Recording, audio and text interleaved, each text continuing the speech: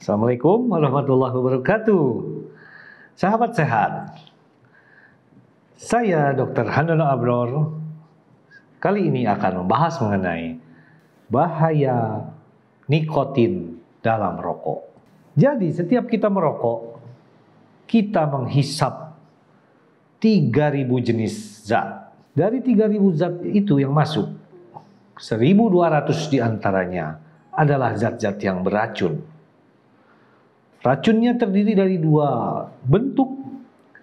Racun yang berbentuk padat, ya diantaranya tar, diantaranya nikotin, diantaranya karbon, dan juga racun yang berbentuk gas, seperti gas amonia, gas karbon monoksida, karbon dioksida, dan berbagai zat kimia yang lain. Zat yang masuk ke dalam paru-paru tadi akan mengubah sifat sel di tenggorokan, di paru-paru, menjadi berpotensi menjadi kanker. Pada seorang perokok, bukan hanya kanker paru-paru yang terjadi, namun juga terjadi peningkatan kanker ginjal, kanker kandung kemih, kemudian kanker lambung, kanker hati, dan kanker usus. Namun ternyata sebagian besar perokok meninggal bukan karena kanker. Jadi karena apa? Ternyata justru bahaya rokok terhadap jantung adalah yang membuat 20% dari perokok akan menderita penyakit jantung. Apabila penyakit jantung dan kanker tadi masih kurang mengerikan dan kurang meyakinkan kita bahwa rokok itu berbahaya, maka kita bisa melihat terjadi kemungkinan stroke dan pendarahan otak sampai 6 kali lipat. Lalu terjadi juga penyakit lambung sampai 2 kali lipat, bisa menyebabkan kecacatan pada janin, bisa juga menyebabkan penyakit asma, paru-paru, emfisema, dan PPOK. Nah, mengingat dari betapa berbahayanya rokok ini, tentu kita harus berusaha berhenti dari merokok. Sedangkan yang belum pernah merokok, terutama anak-anak kita, generasi muda bangsa kita, jangan sampai kecanduan rokok. Kita sering bertanya, apakah sudah terlambat untuk berhenti merokok? Karena kita sudah bertahun-tahun merokok, kita sudah tidak terhitung batang rokok yang telah kita hisap. Sebenarnya tidak pernah ada kata terlambat. Kenapa? Karena begitu 6 jam kita berhenti merokok, manfaat terhadap tubuh kita sudah bisa dirasakan. Yaitu jantung akan menjadi lebih kuat dan lebih lancar dalam memompa darah dalam waktu 6 jam sejak kita tidak merokok. Dalam waktu 12 jam, kadar gas karbon monoksida yang ada di dalam darah kita sudah akan berkurang mendekati normal.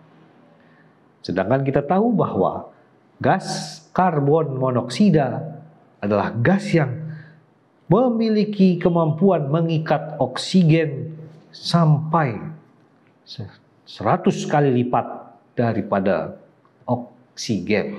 Setelah 1 minggu sampai 2 minggu kemudian, seorang yang berhenti merokok akan merasakan bahwa rasa mual, penyakit lambung, nyeri pada ulu hati itu akan berangsur menghilang. Kemudian adanya efek sakit kepala, pusing, kemudian hilangnya indera perasa dan penciuman akan kembali normal dalam waktu 2 minggu. Bagaimana bila seseorang berhenti semakin lama?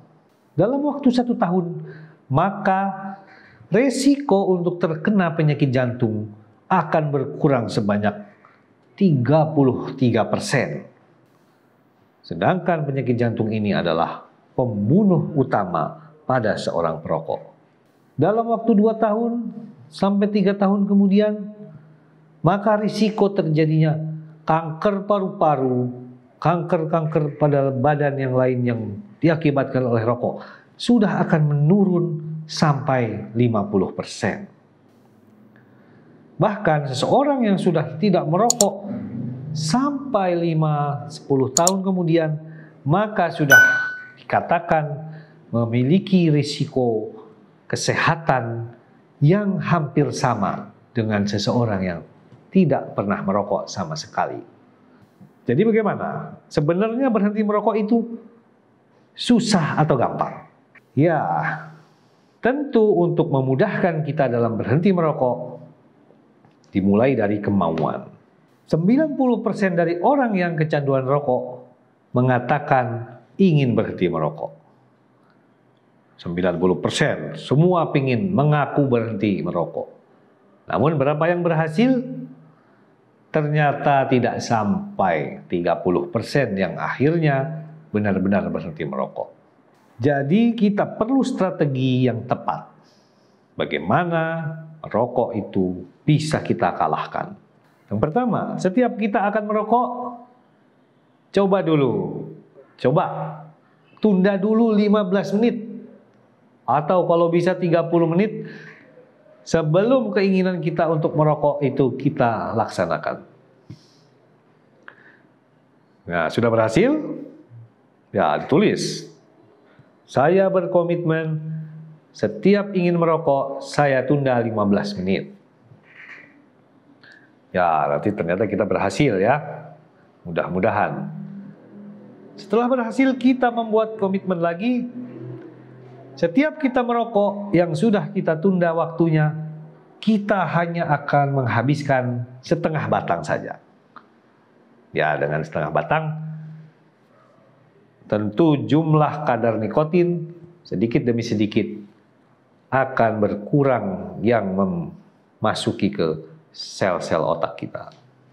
Kemudian cara yang lain agar kita semakin tidak nyaman untuk merokok. Gunakan tangan yang bukan biasa kita pakai untuk merokok. Kalau biasa pakai tangan kanan, coba pakai tangan kiri. Ya. Nanti akan membuat kita semakin merasa merokok itu tidak enak.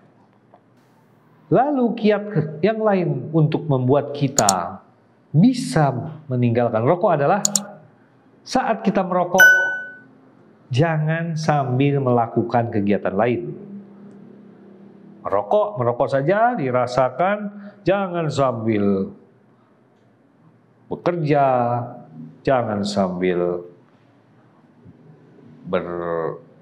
nonton TV, jangan sambil ngobrol, jangan sambil membaca dan sebagainya. Jadikan merokok itu sebagai beban, sebagai pemborosan waktu.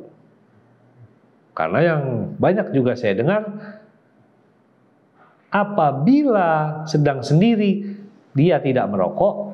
Namun apabila sedang ada kegiatan, sedang menongkrong bersama teman-teman, harus merokok. Nah, ini kan sebenarnya suatu ketergantungan yang bersifat psikologis. Merokok selalu diidentikan dengan menghilangkan stres. Merokok diidentikan dengan ketenangan.